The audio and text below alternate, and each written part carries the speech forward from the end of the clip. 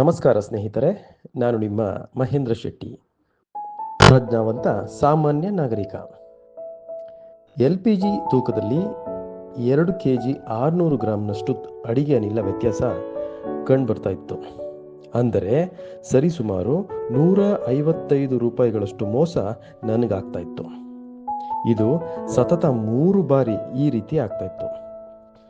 ಈ ಒಂದು ವಿಚಾರವಾಗಿ ನಮ್ಮ ಡಿಸ್ಟ್ರಿಬ್ಯೂಟರ್ಗೆ ದೂರನ್ನು ಕೊಟ್ಟು, ಮುಂದೆ ಈ ರೀತಿ ಮುಂದುವರೆದರೆ ಗ್ರಾಹಕರ ವೇದಿಕೆಗೆ ಕಂಪ್ಲೇಂಟ್ ಕೊಡ್ತೇನೆ ಎಂದು ಹೇಳಿದೆ. ಅದಾದಮೇಲೆ ಈಗ ಸರಿ ಪ್ರಮಾಣದ ಅಡುಗೆ ಅನಿಲ ಸರಬರಾಜಾಗ್ತಾ ಇದೆ. ನಾವು ಕೊಡುವ ಹಣಕ್ಕೆ ಸರಿಯಾದ ಗ್ಯಾಸ್ ತೂಕವನ್ನು ಖಚಿತಪಡಿಸಿಕೊಳ್ಳುವುದು ನಿಮ್ಮೆಲ್ಲರ ಜವಾಬ್ದಾರಿಯಾಗಿರ್ತದೆ. ನೀವು ಸಹ ನಿಮ್ಮ ಗ್ಯಾಸ್ ಸಿಲಿಂಡರ್ ತೂಕವನ್ನೊಮ್ಮೆ ಪರಿಶೀಲನೆ ಮಾಡಿ ನೋಡಿ.